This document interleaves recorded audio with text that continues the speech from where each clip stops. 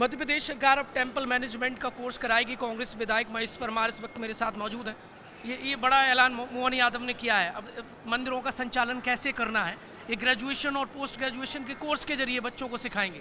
अनादिकाल से भगवान के मंदिरों का मैनेजमेंट है, उनकी कृपा से हमें कि मंदिरों में मैनेजमेंट की आवश्यकता नहीं है। अनादिकाल से हजारों वर्षों से हमारे मंदिर वहाँ विद्वान है, भगवान महाकाल से लेकर ओमकारेश्वर से लेकर, तो वहाँ क्या ज़रूरत है। एक काम कीजिए ना, आप सीधे जिस तरह से आपने अडानी जी को एयरपोर्ट दिया, रेलवे दिया, मंदिर भी दे दीजिए।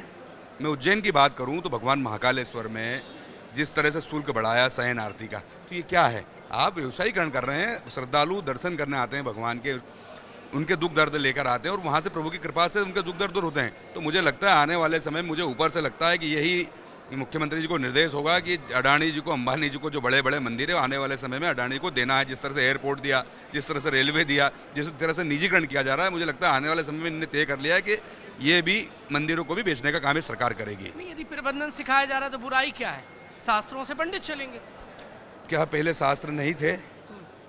अनादिकाल से परंपरा चली आ रही है। वैदिक काल जो हमारे ऋषि मुनियों ने, हमारे जो इस परंपरा को निभाने वाले लोग, वो अक्षम है क्या, वो कमज़ोर है क्या? आज मंदिरों में मैं महाकाल भगवान की बात करूँ तो क्या वहाँ भस्म आरती समय पे नहीं होती? क्या वहाँ आरतियाँ, जो आरतियाँ समय पे, ईश्वर की जो प्रभु की जो पूजा होती है भगवान महाकाल की, वो समय पे नहीं होती? क्या मंगलनाथ मंदिर में पूजा नहीं होती? क्या ओंकारेश्वर में पूजा नहीं होती?